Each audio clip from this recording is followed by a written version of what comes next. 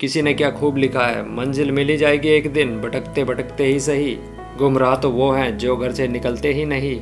हम जब भी किसी सफल इंसान को देखते हैं तो उसी की तरह खुद को भी सफल बनाना चाहते हैं, लेकिन कई बार बहुत कोशिशें करने के बाद भी हम फेल हो जाते हैं और सफलता पाने का कोई रास्ता भी हमें नज़र नहीं आता। दोस्तों, सफल होने के लिए सबसे पहले हमें यह जानना जरूरी है कि what is the secret of success. हर किसी की सफलता का सीक्रेट अलग होता है और किसी की द स्टोरी ऑफ सक्सेस भी अलग होती है। लेकिन फिर भी आज मैं आपको इस मोटिवेशनल स्टोरी के जरिए ये बताने की कोशिश करूंगा कि सफल होने का सीक्रेट क्या है। दोस्तों, सफल होने का सीक्रेट किसी का आइडिया चुराना या किसी को देखकर उसी की तरह चीज़ें करना तो बिल्कुल नहीं होता है, क्योंकि हम सभी की किस्मत एक जैसी नहीं होती है। इसलिए दूसरों को कॉपी करके ये कभी ना सोचे कि आपको द सीक्रेट ऑफ सक्सेस मिल गया है। तो चलिए दोस्तों, आज की इस मोटिवेशनल स्टोरी के जरिए समझते हैं सफल होने का सीक्रेट।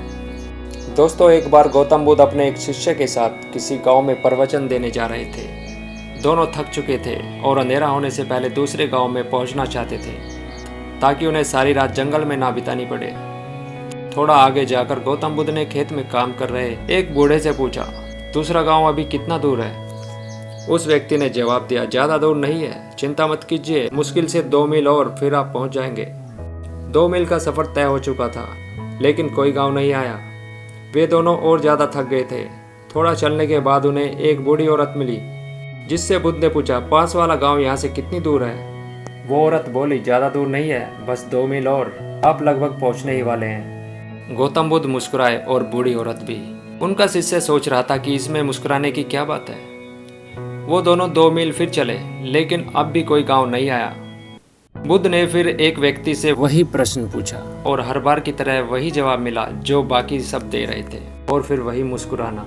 ये सब देखकर उस शिष्य को गुस्सा आ गया और बोला, मैं अब और आगे नहीं चलने वाला, मैं थक गया हूँ। ऐसा लग रहा है कि हम वो 2 मील का सफ़र कभी तय नहीं कर पाएंगे। जिससे भी रास्ता पूछो वो 2 मील और बोलकर मुस्कुरा देता है। आप मुझे बस इतना बताइए कि आप मुस्कुरा क्यों रहे थे? 2 मील रास्ता बताने के बाद आप भी मुस्कुरा रहे थे, और वो भी। इसकी वजह क्या है? क्या वो लोग हमसे झूठ बोल रहे थे? गौतम बुद्ध ने कहा, हमारा मन एक ही है, बस थोड़ा दूर और फिर मंजिल आपके सामने होगी। ऐसा सुनकर मैं मुस्कुराया, वो भी मुस्कुरा दिए। मैंने भी पूरी ज़िंदगी यही काम किया है और लोग अंत में पहुंच ही जाते हैं, पर शुरू में ही अगर हम उन्हें यह बता दें कि मंजिल अभी बहुत दूर है और वहां तक पहुंचना इतना आसान नहीं है, तो वो लोग पहले ही हार मान लेंगे और फिर धीरे धीरे आगे बढ़ने का हौसला भी खो देंगे। लेकिन बस थोड़ा दूर और कहते हुए 200 मील का सफ़र भी कब पार हो जाएगा ये हमें पता ही नहीं चलेगा। बस थोड़ा दूर और, यही है सफलता का मूल मंत्र। जो लोग ये बात समझ जाते हैं वो धीरे धीरे ही सही, लेकिन अपनी मंजिल की तरफ बढ़ते रहते हैं, और एक दिन ऐसा आता है उनकी मंजिल उनके कदमों में होती है। सफलता अक्सर हमें बहुत दूर लगती है, क्योंकि सफलता मिलना एक सपने की तरह होता है जिसकी उम्मीद बहुत दूर होती है। हमें बस इतना करना है कि खुद को पॉजिटिव रखकर उस सपने की तरफ बढ़ते जाना है। बेशक शुरुआत में आपको कोई रिजल्ट ना मिले तो उससे परेशान नहीं होना है। बस खुद से इतना कहें कि बस थोड़ा दूर और। किसी भी नए काम या नई चीज़ को शुरू करते ही हम उसमें सफल नहीं हो जाते हैं। दोस्तों, कुछ लोग इस मामले में किस्मत वाले होते हैं जिनके हर काम सही होते हैं, लेकिन हर कोई ऐसा नहीं होता है। आप जब भी किसी नए काम की शुरुआत करें तो आप अपने आप को फेलियर्स के लिए हमेशा तैयार रखें दोस्तों, और जब भी फेलियर्स आए तो उनकी वजह से खुद को कभी नहीं रोकें।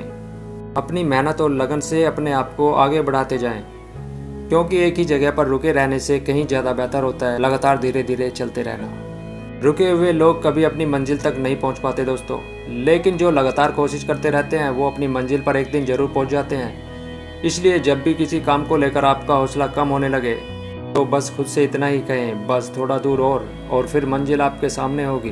तो दोस्तों, आपको आज की मोटिवेशनल स्टोरी कैसी लगी कमेंट करके ज़रूर बताइए, और मैं मिलता हूँ आपको नेक्स्ट वीडियो में। तब तक के लिए नमस्कार, जय हिंद।